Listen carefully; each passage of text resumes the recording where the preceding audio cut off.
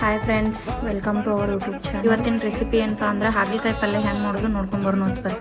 ಕಡಾಯಿಗೆ ಸ್ವಲ್ಪ ಎಣ್ಣೆ ಹಾಕೊಂಡು ಎಣ್ಣೆ ಸ್ವಲ್ಪ ಬಿಸಿ ಆದ್ಮೇಲೆ ಜೀರಿಗೆ, ಸಾಸಿವೆ, ಎಣ್ಣೆಯಲ್ಲಿ ಸಾಸಿವೆ ಸ್ವಲ್ಪ ಚಟಪಟ ಸಿಡಿದ್ಮೇಲೆ ಒಂದು ಈರುಳ್ಳಿ ಎಣ್ಣೆಲಿ ಸ್ವಲ್ಪ ಫ್ರೈ ಮಾಡ್ಕೊಂಡು ಸ್ವಲ್ಪ ಕರಿಬೇವು ನಂತರ ಟೊಮ್ಯಾಟೊ ಹಾಕೊಂಡು ಎಣ್ಣೆಲಿ ಫ್ರೈ ಮಾಡಿ ರುಚಿಗೆ ತಕ್ಕಷ್ಟು ಉಪ್ಪು, ಹಾಗಲಕಾಯಿನ ಪೀಸ್ ಮಾಡಿಟ್ಕೊಂಡು ನೀರಲ್ಲಿ ಚೆನ್ನಾಗಿ ತೊಳೆದು ನಂತರ ಕಡಾಯಿಗೆ ಹಾಕೊಳ್ಳಿ. ಹಾಗಲಕಾಯಿ ಅದು ಸ್ವಲ್ಪ ನೀರು ಬಿಡೋವರೆಗೂ ಎಣ್ಣೆಯಲ್ಲಿ ಫ್ರೈ ಮಾಡಿಕೊಂಡು ನಂತರ ಜಿಂಜರ್ ಗಾರ್ಲಿಕ್ ಪೇಸ್ಟು, 1 ಸ್ಪೂನು ಅರಿಶಿನ ಪುಡಿ, 1 ಸ್ಪೂನು ಅಚ್ಚ ಖಾರದ ಪುಡಿ, 1 spoon garam masala powder, 1 spoon ಧನಿಯಾ ಪುಡಿ, 1 ಸ್ಪೂನು ಬೆಲ್ಲ ಎಲ್ಲ ಹಾಕಿ ಮಿಕ್ಸ್ ಮಾಡಬೇಕು.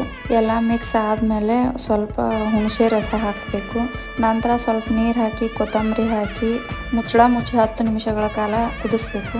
ಮುಚ್ಚಳ ಓಪನ್ ಮಾಡಿ ರೈಸ್ ಜೊತೆಗೆ ಮಿಕ್ಸ್ ಮಾಡ್ಕೊಂಡು ತಿಂದರೆ ತುಂಬ ಚೆನ್ನಾಗಿರುತ್ತೆ.